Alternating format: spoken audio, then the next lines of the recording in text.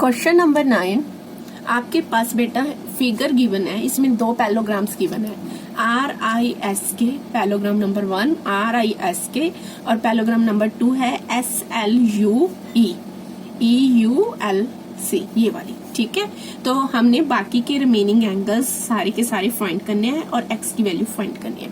तो देखो मैं सबसे पहले पैलोग्राम RISK ले रही हूँ। अगर मैं बेटा इसको छुपा लूं, आपके पास ये वाली पैलोग्राम आ गई।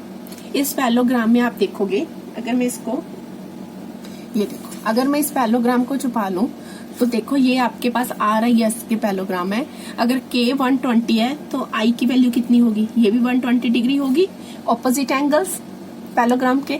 तो मैं सबसे पहले लिखती हूँ angle K is equal to angle I, that is 120 degree. आप लिखोगे opposite angles of parallelogram.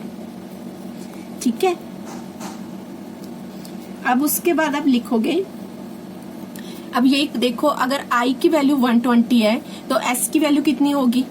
Same उसी पैलोग्राम को लेकर मैं अगर काम करूं, देखो अब इसमें ये पैलोग्राम है, अगर I की वैल्यू 120 है तो X की वैल्यू कितनी होगी। दोनों का सम किसके इक्वल होगा, 180 डिग्री के, क्योंकि ये एडजेसेंट एंगल्स हैं। तो मैं यहां से S की वैल्यू फाइंड कर लेती हूँ।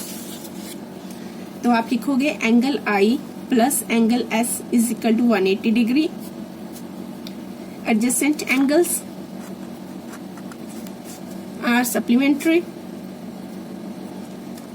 ठीक है, तो एंगल S की वैल्यू आ गई आपके पास 180, I था 120, दोनों को माइनस करके 60 डिग्री।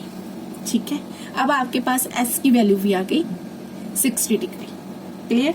अब सेम मैं दूसरी, हमने x की वैल्यू फाइंड करनी है, तो यहां से मैंने s निकाली, अब मैं e की वैल्यू निकालूंगी। e की वैल्यू निकालने के बाद आपके पास x की वैल्यू अपने आप आ जाएगी। क्लियर। तो मैं क्या करती हूँ, सेम ऐसे ही मैं दूसरी पैलोग्राम लेती हूँ। ये देखो LCLUE, ये मेरे पास दूसरी पैलोग्राम है। इसमें से L मुझे 70 डिग्री दिया हुआ है, तो इसका मतलब तो E की वैल्यू कितनी होगी, ये भी 70 डिग्री होगी, ऑपोजिट एंगल्स हैं। तो मैं अब लिख लेती हूँ इसको opposite angles.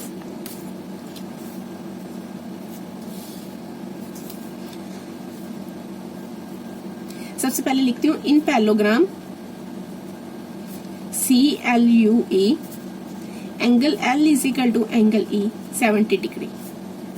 Reason, opposite angles of parallelogram.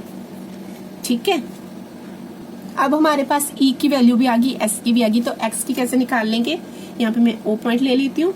अब मैं लिखूंगी इन ट्रायंगल EOS, तो इनके तीनों को सम कर दूंगी, 180 के इक्वल होगा।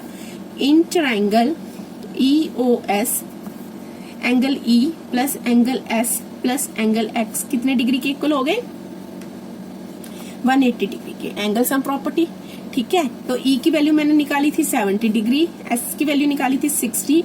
अब X आपने फाइंड कर लेनी है, तो X आ गया आपके पास 180 माइनस 130 डिग्री, तो X आ गया आपके पास 50 डिग्री। तो ये आपका आंसर।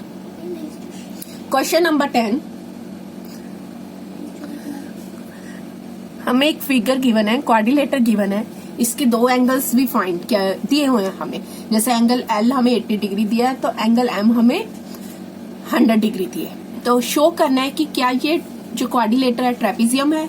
तो सबसे पहले बेटा हमने ये सोचना है कि ट्रेपेजियम की प्रॉपर्टीज क्या थी। ट्रेपेजियम की प्रॉपर्टी थी कि जो उसमें वन पेयर साइड्स का है वो पैरेलल से होता है, और जो दूसरा पेयर होता है वो नॉन पैरेलल होता है। मतलब ट्रेपेजियम में कोई दो साइड्स आपस में पैरेलल जरूर होंगी। तो चलो मैं अगर देखूं, अगर मैं एंगल L और M दोनों को प्लस करती हूँ तो 180 डिग्री आ गया हमारे पास। Angle M plus N is equal 180 degree, दोनों का सम 180 डिग्री। और आप ये भी देख सकते हो कि ये दोनों कंसेक्यूटिव इंटीरियर एंगल्स है ऑफ ट्रांसवर्सल लाइन। मतलब ट्रांसवर्सल लाइन है हमारे पास ML, और दोनों अंदर की साइड बने हुए एंगल्स हैं, और ऊपर से इनका सम भी कितना है, 180 degree.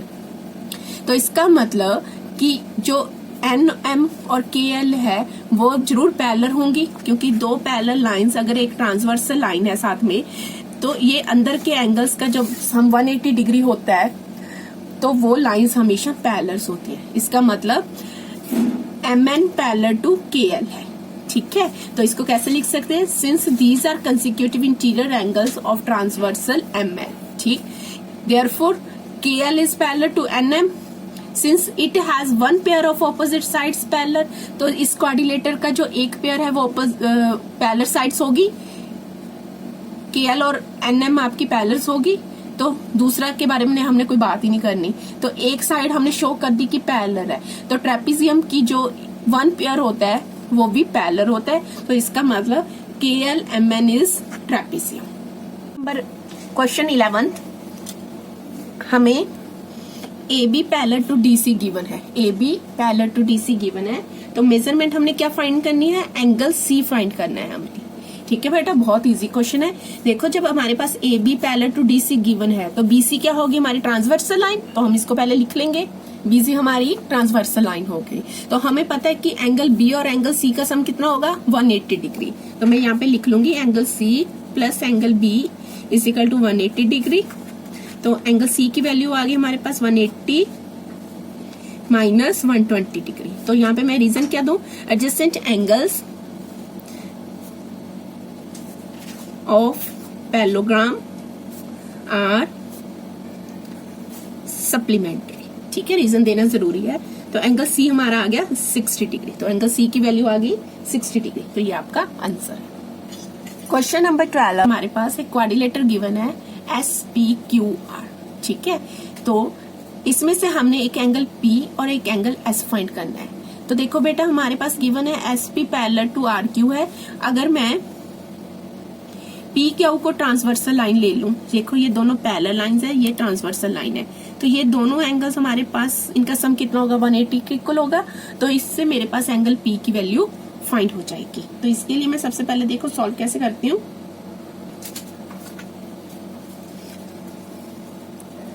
QP is a transversal,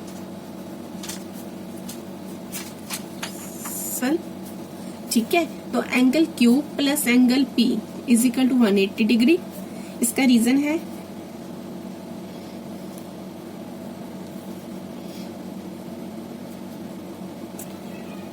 interior angles on same side of transversal line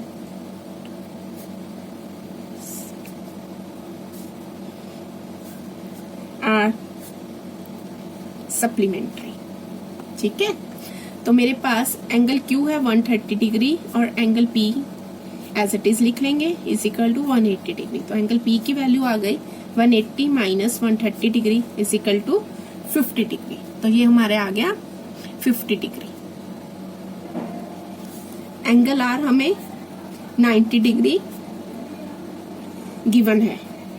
ठीक है, अब देखो एंगल R,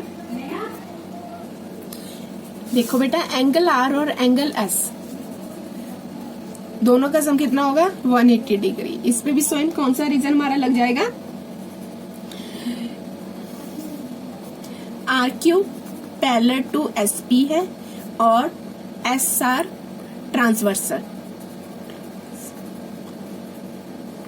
ट्रांसवर्सल लाइन है।